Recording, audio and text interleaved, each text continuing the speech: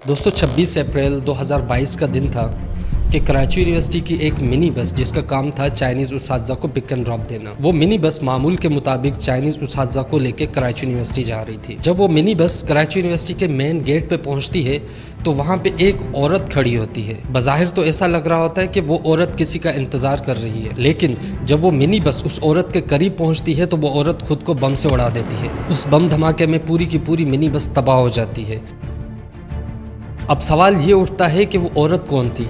वो औरत थी शरी बलोच और उसका ताल्लुक था बीएलए से। शरी बलोच कौन थी और उसने बीएलए कैसे ज्वाइन किया? शरी बलोच के बारे में जानने से पहले एक और वाक़े को जानने की कोशिश करते हैं जिसमें बीएलए ने एक औरत को इस्तेमाल किया। ये वाक़या तुर्बत में 24 जनवरी 2023 को पेश आया, जब पाक आर्मी के जवान मामूल के मुताबिक रास्ते से गुजर रहे थे और एक औरत ने खुद को बम धमाके से उड़ा दिया। कलंदरी बलोच और शरी बलोच दोनों का ताल्लुक बीएलए से था, लेकिन सवाल ये उठता है कि बीएलए ने मर्दों के बजाय औरतों को दहशतगर्द बनाने पे कब से ध्यान देना शुरू किया है?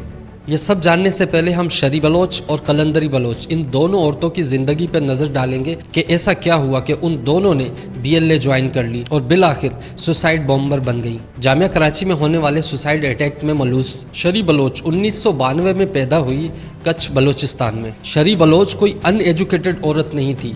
शरी बलोच ने ज़ूलॉजी में मास्टर्स किया हुआ था। शरी बलोच का वालिद एक सरकारी मुलाजिम था और शरी बलोच शादीशुदा थी। उसका शोहर डेंटिस्ट था, जबकि शरी बलोच के बच्चे भी थे। शरी बलोच ने 2022 में बीएलए ज्वाइन की और 2022 में ही उसने पहला और आखिरी अटैक किया जो कराची यूनिवर्सिटी पे था। शरी बलोच के उस सुसाइड अटैक में 4 चाइनीज़ बाशिंदे मारे गए। अब बात करते हैं सुमैया कलंदरी बलोच के बारे में। सुमैया 1997 तूतक बलोचिस्तान में पैदा हुई। आपको याद होगा 2011 में पाक फौज ने तूतक में एक ऑपरेशन किया था।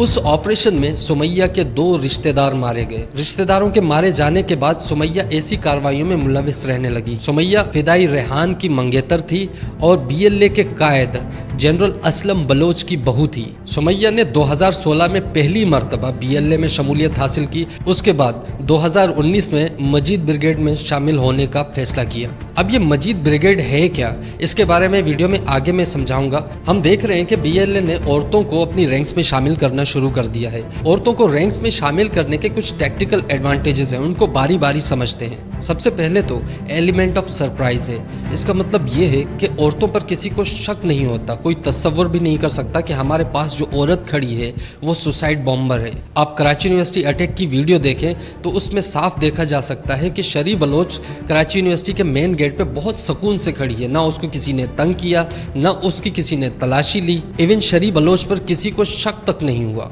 और दूसरी वजह है मीडिया कवरेज। एक अंदाजे के मुताबिक जिस हमले में औरत पाई जाती है उसको 8% ज्यादा मीडिया कवरेज मिलती है बनिस्बत मर्द के। और बीएलए जैसी तंजीमें जो खासकर अलहदगी के लिए काम कर रही होती हैं, उनके लिए मीडिया कवरेज बहुत ज़रूरी होती है। और तीसरा और सबसे ख़ास फ़ायदा जो बीएलए को इससे होता है वो ये होता है कि मर्द बड़ी तादाद में बीएलए में भर्तियों के लिए आते हैं, क्योंकि मर्द सोचते हैं कि उनके घर की औरतें महाज पे हैं और वो घर में बेगैरतों की तरह बैठे हैं, तो एक मर्दाना अंसर काम करता है। तो ऐसे किसी भी हमले के बाद बलूचिस्तान के बहुत सारे मर्द बीएलए या बीएलए जैसी और जमातों को कांटेक्ट करने की कोशिश करते हैं भर्तियों के लिए और किसी भी ऐसी जमात में भर्ती हो जाते हैं। चौथा फ़ायदा जो ख़वातीन को इस्तेमाल करके बीएलए को मिलता है वो ये है कि बीएलए एक नैरेटिव सेट करने में कामयाब हो जाता है कि पाकिस्तान की हुकूमत की तरफ से हमें इतने जबर का सामना है कि हमारी औरतें लड़ने पर मजबूर हैं।